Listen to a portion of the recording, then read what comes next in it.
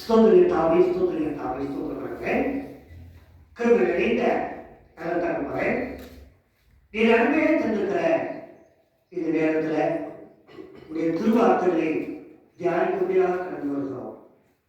பிரசங்கிக்கிற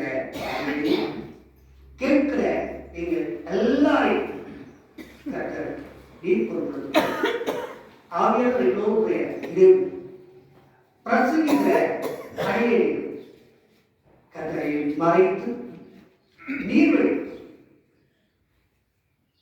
தொடர்ந்து நாம மட்டும் பயணிப்பார். இயேசு கிறிஸ்து நாமத்தில் ஜெபிக்கிறோம் நல்ல பிதாவே.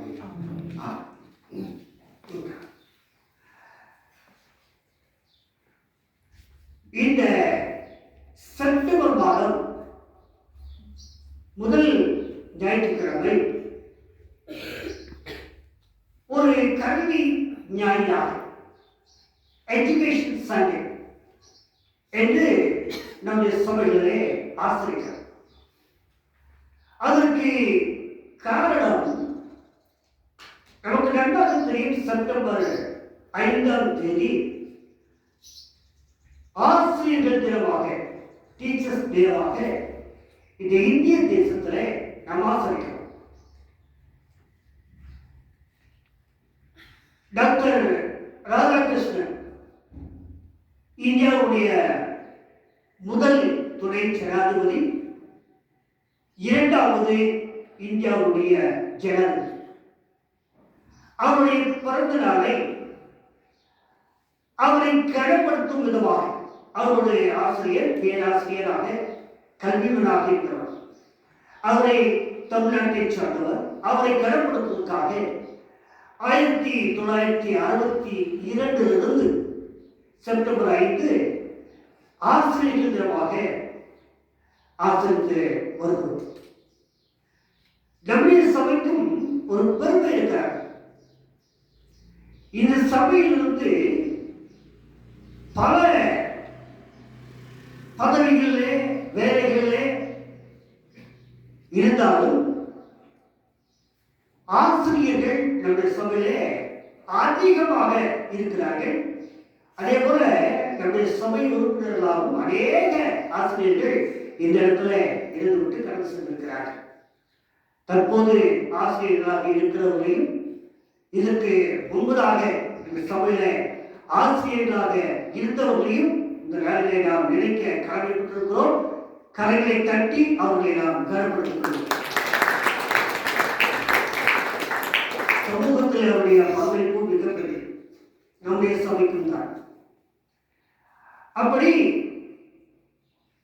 இந்த நாள் அதனை தொடர்ந்து வருகிற ஞாயிறு என்பதனாலே கல்வி ஞாயிறாகவும் இது அனுசரிக்கப்படுகிறார். கிறிஸ்தவத்திலே இவைகளில் கல்விப்பணி, பல பணிகளில் கல்விப்பணி ஒரு முக்கியமானது. சமயப்பணி, சமுதாயப்பணி, மருத்துவப்பணி, அதேபோல கல்விப்பணி என்று பலவிதமான பணிகளை செய்துதான் இது கிறிஸ்துவம் வாழ்ந்து கொண்டிருக்கிறார்.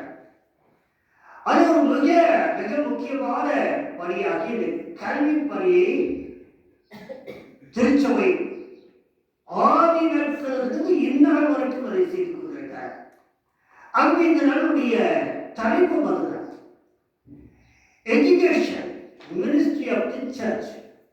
கல்வி சபையினுடைய திருப்பணி என்பதுதான் தன்னுடைய தலைப்பு.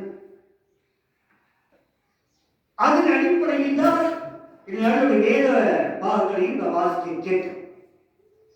நெகேமியா 8ஆம் அதிகாரம் 1-8 வரை, அப்போஸ்தலருடைய நடவடிக்கைகள் 18ஆம் அதிகாரம் 24-28 வரை, மத்தேயுடைய சுவிசேஷம் 5ஆம் அதிகாரம் 1-12 வரை, சங்கீதம் 119 41-48 வரை.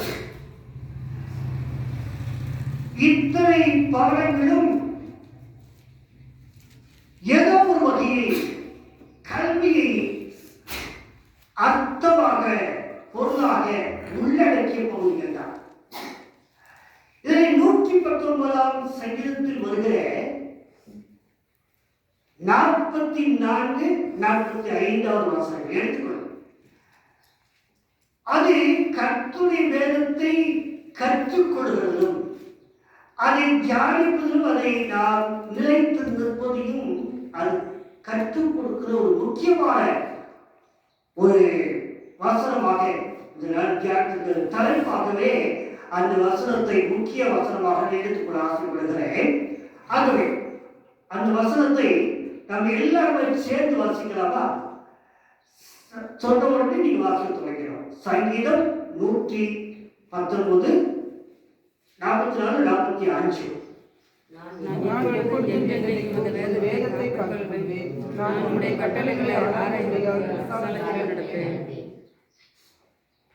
இதை நாம் கற்றுக்கொள்ள வேண்டும், அதன்படி நடக்கிறது. இதுதான் சுருக்கம். நமக்கு எல்லாருக்கும் தெரிஞ்சிருக்கிற திருக்குறள் வசனத்துல பரப்பர வசனம் சொல்லு அப்படின்னு நமக்கு என்ன வசனம் தெரியும்? கச்சனை குறைப்படாக இருக்கிற வேண்டாச்சனை அப்படின்னு சொல்றது படக்குன்னு சொல்லுவாங்க. அதே ஈஸியா இருக்கு நமக்கு. அதே போல திருக்குறளுக்கு படத்துல ஒரு திருக்குறள் ஞாபகம் திருக்குறள் சொல்ல என்ன சொல்லுவோம்? கற்க கற்க கசல நிற்க அதற்கு தக. கற்றுக்கொள்வது அதன்படி நடக்கும். அதுதான் அந்த சொல்றோம். வேதமும் அப்படித்தான் சொல்றது. கற்க வேண்டும், அதன்படி நடக்க. அந்த அடிப்படையில் தான் வேத பாடல்களுக்கு சில காரியங்களை நாம் தியானிக்க போகிறோம். முதலாவதாக கல்வி ஒரு சீர்திருத்தத்தை கொண்டு வர வேண்டும். ஒன்று, education should bring the reformation. கல்வி ஒரு சீர்திருத்தத்தை கொண்டு வர வேண்டும். அந்த சீர்திருத்தம் என்பது தனி மனிதனுக்குள்ளாகவும் வர வேண்டும், அது சமூகத்தில் வர வேண்டும். இது ஒரு ஆசிரியர் தினத்தை முன்னிட்டு வருகிற ஞாயிறு என்று சொன்னோம். டாக்டர் ராதாகிருஷ்ணன் அவர்களை நாம் நினைவு கூர்ந்தோம். அவருடைய பல சொற்களிலே அவர் சொல்ல முக்கியமான ஒரு சொல், அறிவு என்பது, கல்வி என்பது அறிவை சேகரிப்பதல்ல, அது தனி மனித ஒழுக்கம், தனி மனிதனுடைய மாற்றம். ஆக அறிவை சேகரித்துக் கொள்ளலாம், ஆனால் சீர்படுத்தல் என்பது இந்த கல்வியில முக்கியம். அந்த அடிப்படையில் நாம் நெகேமியா புத்தகத்தில் உள்ள 1வது பாடமாக வாசிக்கப்பட்ட பகுதியிலே நெகேமியா 8ஆம் அதிகாரம் அதில் 3வது வசனத்தை வாசிக்கிறாங்க. தண்ணீர் வாசலுக்கு முன்னான விதிக்கு எதிராயிருந்து காலமே தொடங்கி மதியம் மட்டும் புருஷர்களுக்கும் ஸ்திரீகளுக்கும் கேட்க அறியத்தக்க மற்றவர்களுக்கு முன்பாக அதை வாசித்தால் சகல ஜனங்களும் நியாயப்பிரமாண புத்தகத்திற்கு கவனமாய் செவி கொடுத்தார்கள். அங்கே நியாயப்பிரமாண புத்தகத்தை வாசிக்கிறார் எஸ்ரா. அவர் வேதவாதி, அவர் வாசிக்கிறார். இதை ஜனங்கள் எல்லாரும் கவனமாய் கேட்கிறார். இதைத்தான் பார்க்கிறோம். அடுத்தது 8வது வசனத்தில் வாருங்கள். அதே 8வது வசனம் நெகேமியா. அவர்கள் தேவனுடைய நியாயப்பிரமாண புஸ்தகத்தை தீர்க்கமாக வாசித்து அர்த்தம் சொல்லி வாசித்ததை அவர்களுக்கு விளங்க பண்ணினார்கள். வாசித்ததை அவருக்கு விளங்கப்பட்டார்கள். எப்படி வாசித்தார்கள்? தீர்க்கமாக. They deeply read the நியாயப்பிரமாணம். அந்த நியாயப்பிரமாணத்தை அவர்கள் ஆழமாக தீர்க்கமாக வாசித்தார்கள். அந்த நெகேமியா சூழ்நிலையிலே, நெகேமியா இந்த புத்தகம் இருக்கிற சூழ்நிலையில் கூட நம்ம யோசித்து பார்க்கிறேன். அந்த இஸ்ரவேல் ஜனங்கள் கிமு 586 காலகட்டத்தில்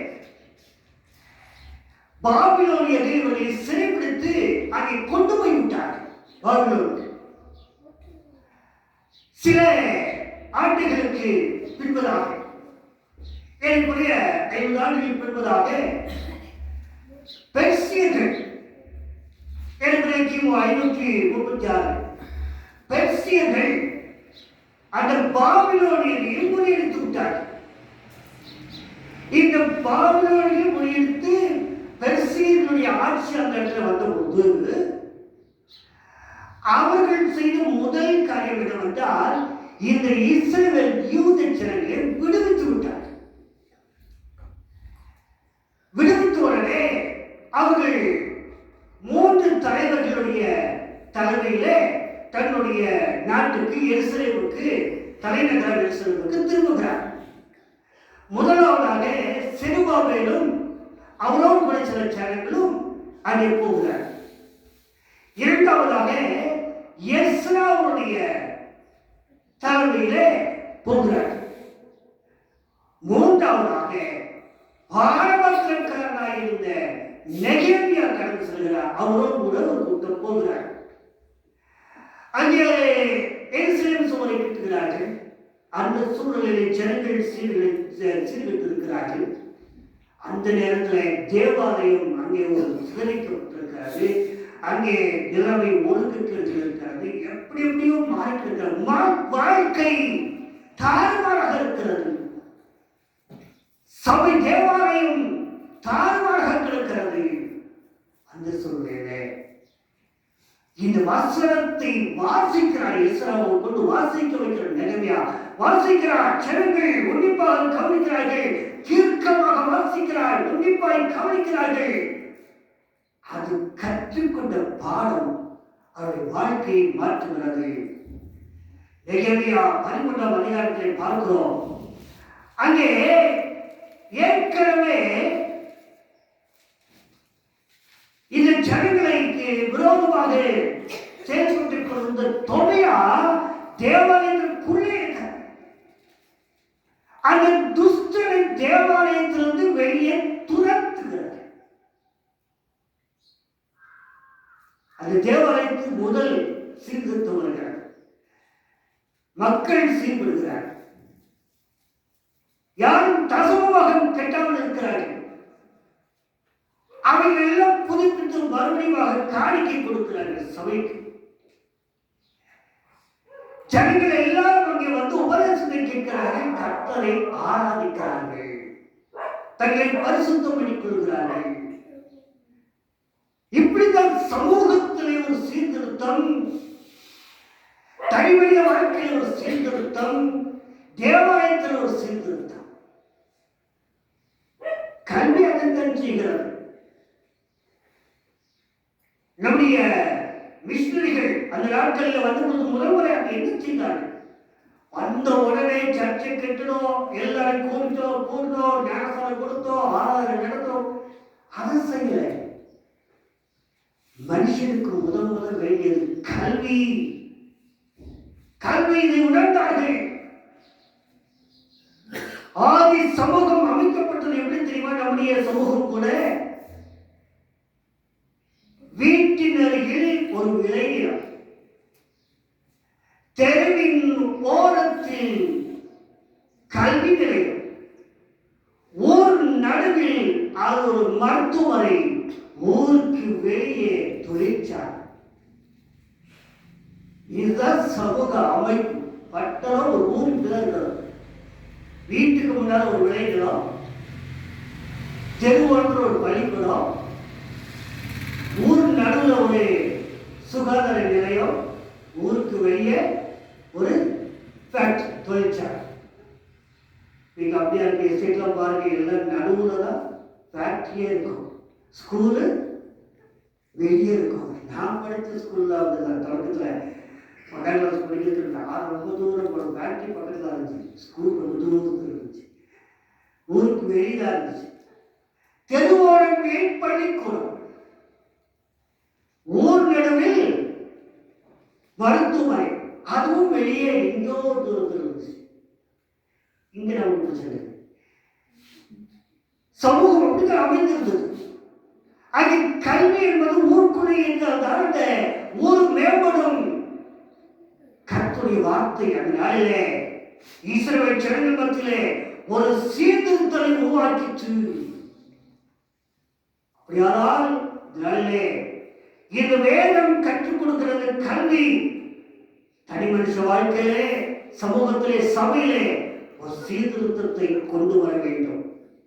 அதற்கு நாம் செய்ய வேண்டியது வேதத்தை தீர்க்கமாய் வாசிக்க வேண்டும், உபதேசத்தை தீர்க்கமாய் கவனிக்க வேண்டும், அதை என்னுடைய வாழ்க்கையில நடைமுறைப்படுத்தவும் வேண்டும். இரண்டாவதாக கல்வி ஒரு லட்சியத்தை கொண்டு வருகிறது. ஒரு லட்சியத்தை கொடுக்கிறார். அது இலக்கு. இதை நான் அடைய வேண்டும், இதுதான் என்னுடைய லட்சியம், இதுதான் என்னுடைய விருப்பம், இதுதான் என்னுடைய நோக்கம், அம்பிஷன். அதை நமக்கு இந்த கல்வி கொடுக்கிறது. Education brings the ambition. இதைத்தான் செய்ய வேண்டும், இதுவாகத்தான் இருக்க வேண்டும் என்ற ஒரு இலக்கை நமக்கு தருகிறார்கள்.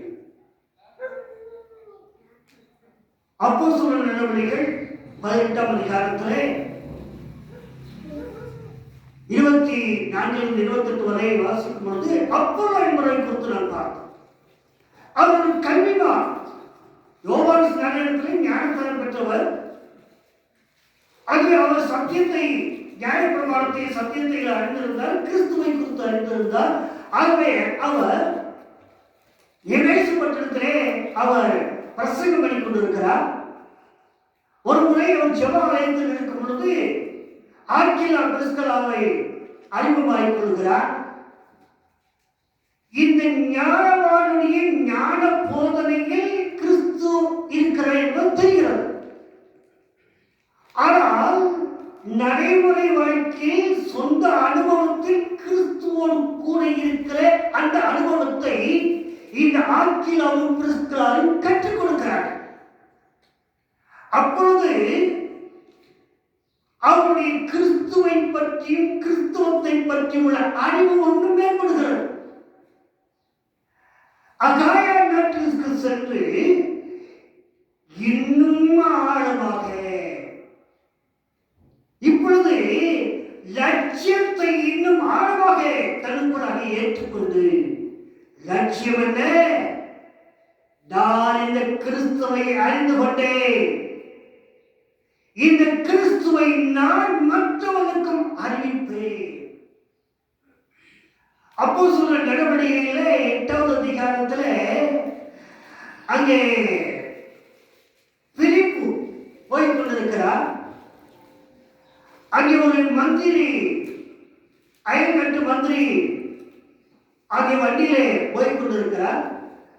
அங்கே ஏசாயாவுடைய தீர்க்கதரிசன புத்தகத்திலே 52ஆவது அதிகாரத்திலிருந்து வாசித்துக் கொண்டு போகிறார்கள். பிலிப்பு அங்கே ஆங்கிலம் உணர்த்தப்பட்டு சென்று அங்கே போகிறார். மந்திரியாரே, நீ வாசிப்பதனுடைய அர்த்தம் என்னதென்று நீ அறிந்திருக்கிறீரா என்று கேட்கிறார். அதற்கு மந்திரி சொல்கிறார், எனக்கு ஒருவர் அறிவிக்காவிட்டால் நான் அதை எப்படி அறிவேன்? வாசிக்க தெரியும், கேட்க தெரியும், ஆனால் எதை வாசித்தாலோ எதை கேட்டுக் கொண்டிருக்கிறாரோ அதை குறித்த ஒரு கல்வி அவருக்கு தேவைப்பட்டது. அங்கே பிலிப்பு அவருக்கு விவரித்து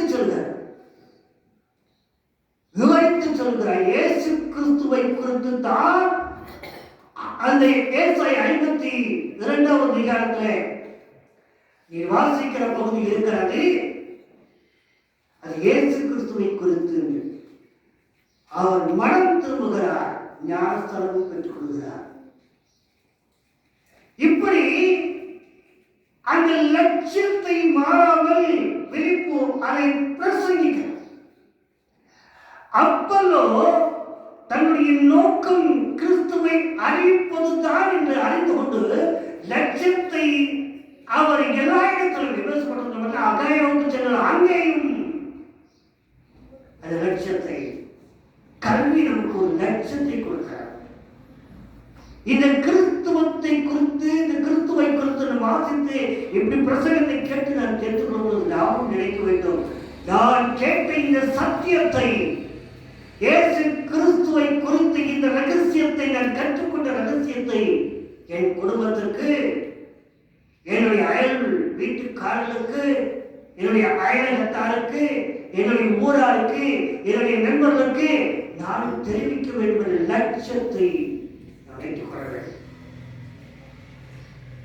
ஆக இந்த கல்வி லட்சியத்தை கொடுக்கிறது.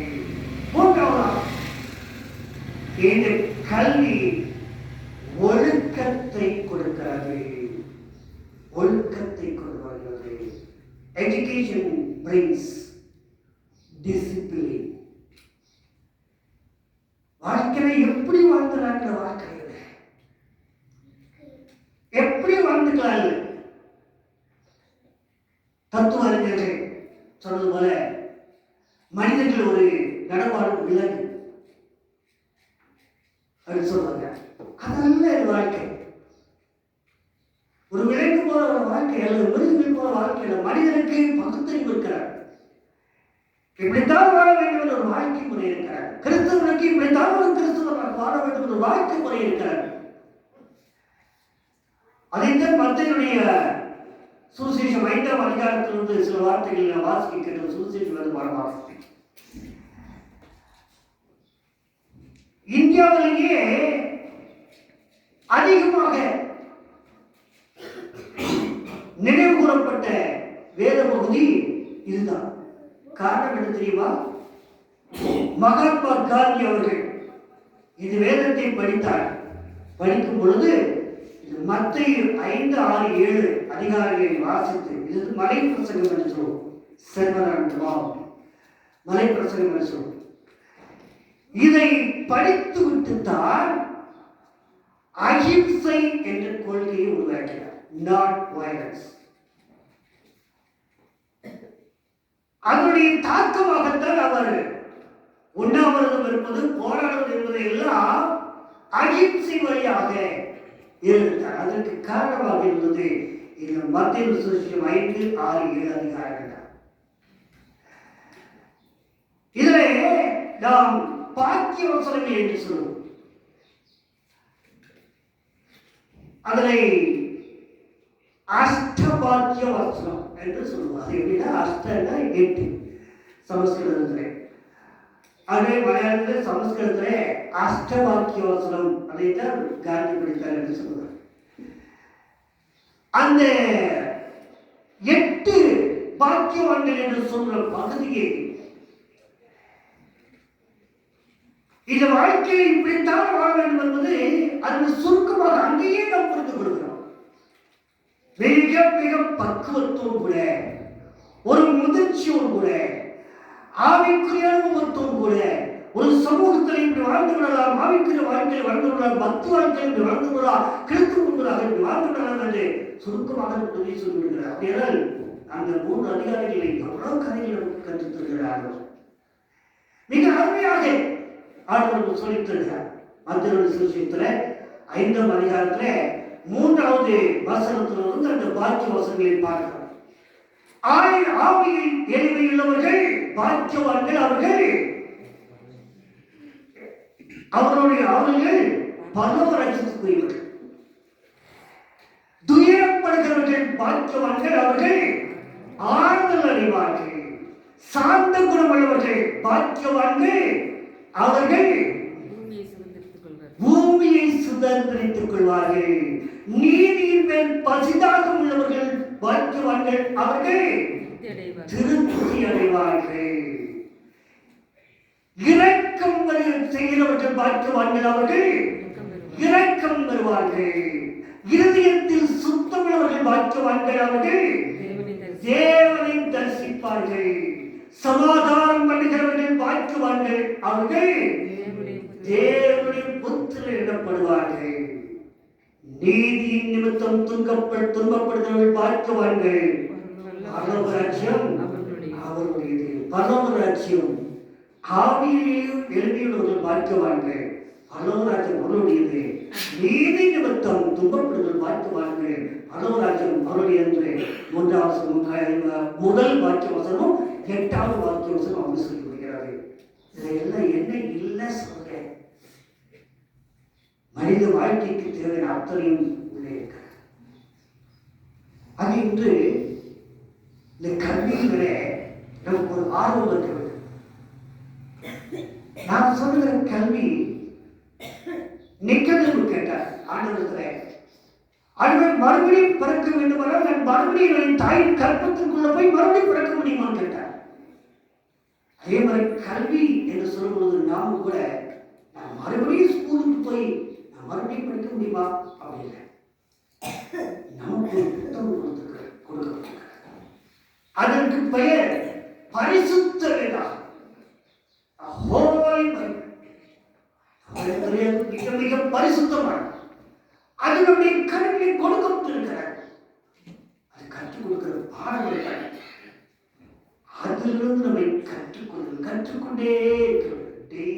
தினந்தோறும் வேதத்தை வாசித்து, தினந்தோறும் தேவனுடைய வார்த்தைகளை செய்திகளை கேட்டு, தினந்தோறும் கற்றுக்கொண்டே இருக்கிறது. கற்றுக்கொள்வது என்பது ஒரு தொடர் நிகழ்ச்சி. அனுதினம் கற்றுக்கொண்டே இருக்க வேண்டும். கற்றுக்கொள்வது மட்டுமல்ல, அது கற்றுக்கொள்கிற கல்வி, அன்றாடம் கற்றுக்கொள்கிற கல்வி முதலாவதாக சீர்படுத்த வேண்டும், இரண்டாவதாக லட்சியத்தை கொண்டு வர வேண்டும், மூன்றாவதாக ஒழுக்கத்தை கொண்டு வர வேண்டும். இதுதான் நாங்கள் ஆக இந்த கல்வி ஞானிகளே கற்றுக்கொள்வதற்கு ஆர்வமுள்ளவர்களாய் நம்மை ஒப்புக் கொடுப்போம். ஆர்வத்தோடு கற்றுக்கொள்ளும் பொழுது ஆவியானவர் நாம் கற்றுக்கொள்வதற்கு உதவி செய்வார். திருவார்த்தைகளால் கற்றுக் போவதை ஆசீர்வதிப்பாராக.